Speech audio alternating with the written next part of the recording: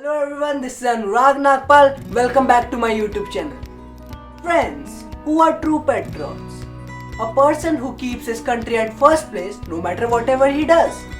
Are patriots only seen in movies, or we can see them in real life too? Today we will talk about a person who dedicated his whole life for service of our nation. His simplicity and dedication for our country is inspired many. A person who served the nation till his last breath. APJ Abdul Kalam sir. Kalam sir was born on 15th October 1931 in Rameshwaram. His father was an boat owner and imam of a local mosque.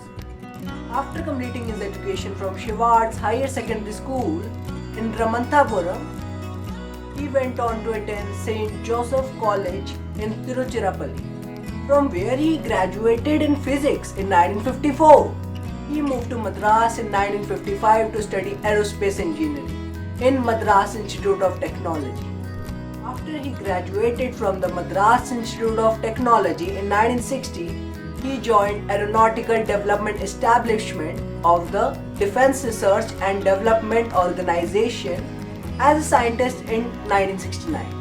He was later transferred to Indian Space Research Organization as a project director of India's first satellite launch vehicle, which was successfully deployed Rohini satellite near the Earth's orbit in July 1980s. Kalam sir had first started work on an expendable rocket project at DRDO in 1965. Between 1970s and 1990s, Kalam sir made an effort to develop Polar Satellite Launch Vehicle PSLV and SLV-3, both of them proved to be successful.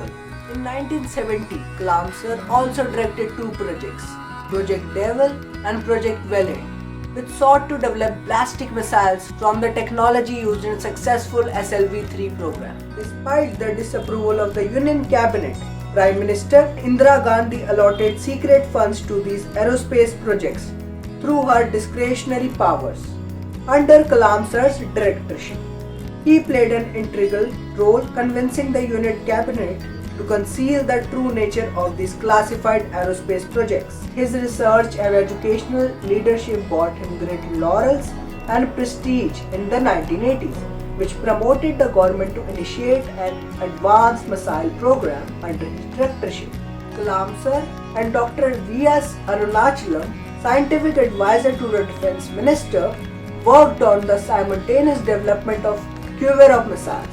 Instead of taking planned missiles one after another, R. Venkataraman was instrumental in getting the cabinet approval for allocating rupees 3.88 billion for the mission, named Integrated Guided Missile Development Program, and appointed Kalam sir as the chief executive.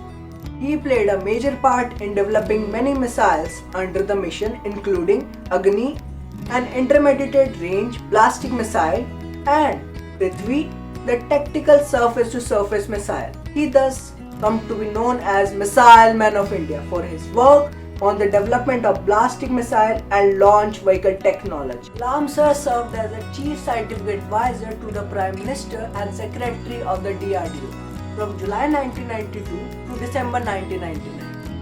The Pokhran II nuclear tests were held during this period of time, where he played intensive political and technological role. He served as a chief project coordinator along with Rajagopala Chidambaram. The media coverage of Kalam sir during this period of time made him the country's best known nuclear scientist. In 1998, along with the cardiologist Soma Raju, Kalam sir developed a low-cost coronary stent and named Kalam Raju stent. In 2012, the duo designed a rugged tablet computer for healthcare in rural areas, which was named as Kalam Raju tablet. Kalam sir served as 11th President of India.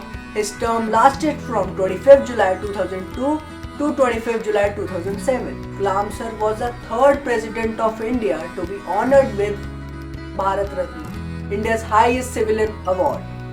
He also became the first scientist and first bachelor to occupy Rashtrapati Bhavan. During his term as president, he was affectionately known as People's President.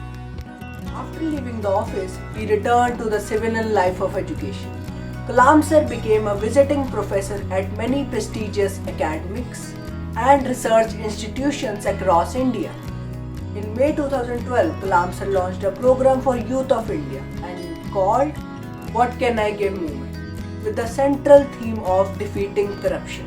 On 27 July 2015, Kalam sir travelled to Shillong to deliver a lecture on creating a livable planet Earth at the Indian Institute of Management, Shillong.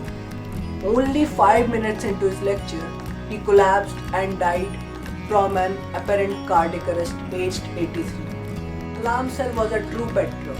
His whole life was an example of serving the nation in many ways. We love you and we will miss you, Kalam sir.